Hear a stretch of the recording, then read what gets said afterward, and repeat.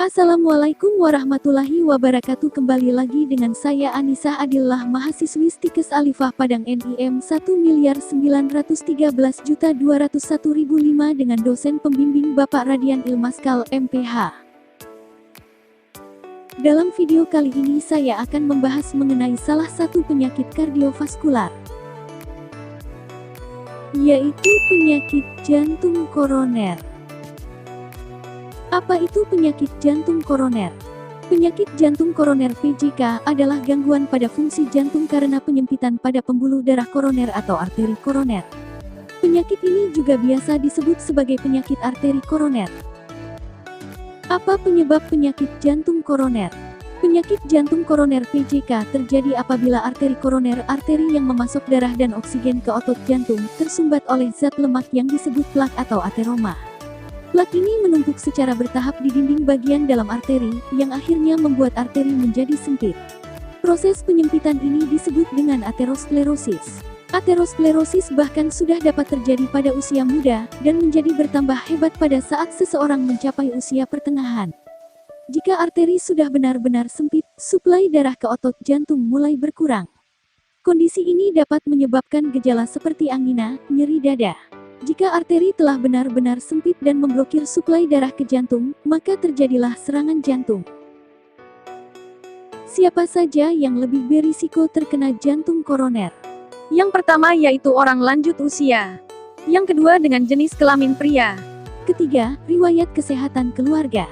Keempat, hipertensi. Kelima, kadar kolesterol darah tinggi. Keenam, diabetes. Ketujuh, obesitas. Kedelapan, kebiasaan merokok. Kesembilan, kurang aktivitas fisik. Kesepuluh, kebiasaan pola makan yang tidak sehat.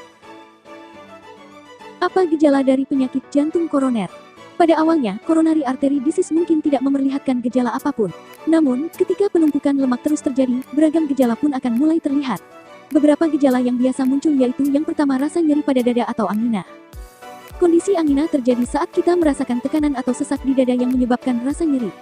Rasa nyeri ini biasanya terjadi di bagian tengah atau kiri dada yang dapat menyebar ke lengan, leher, rahang, punggung atau perut. Kedua, sesak napas.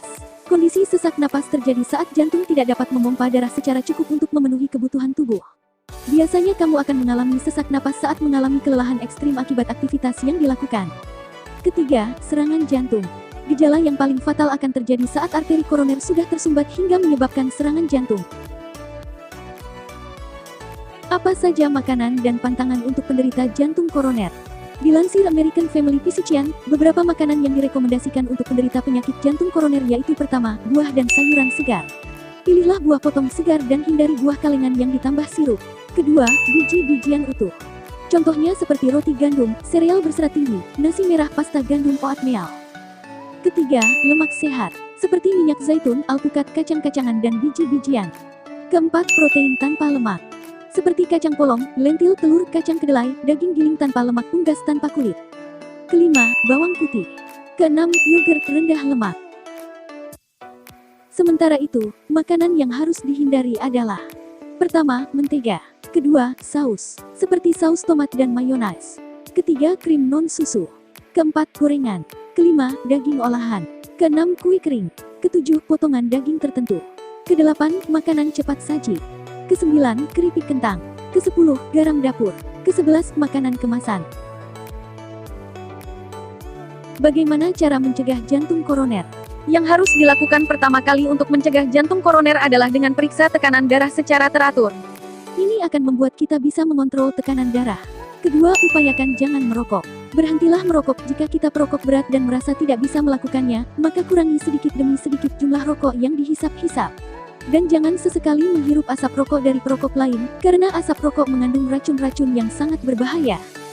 Ketiga, periksa kadar glukosa darah apakah kita mengidap penyakit diabetes atau tidak, karena biasanya penyakit diabetes adalah tangga menuju jantung koroner.